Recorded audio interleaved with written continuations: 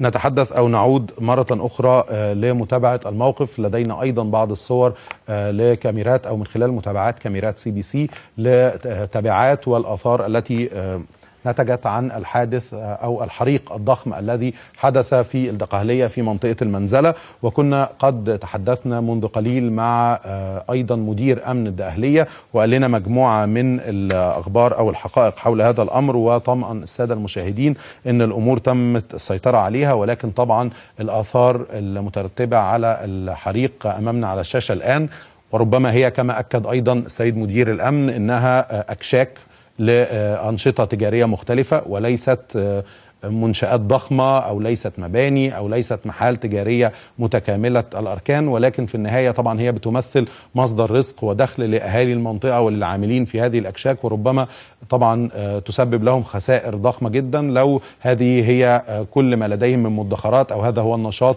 اللي بيكسبوا رزقهم من خلال طبعا تسيير هذه العملية بشكل يومي. ولدينا نعم.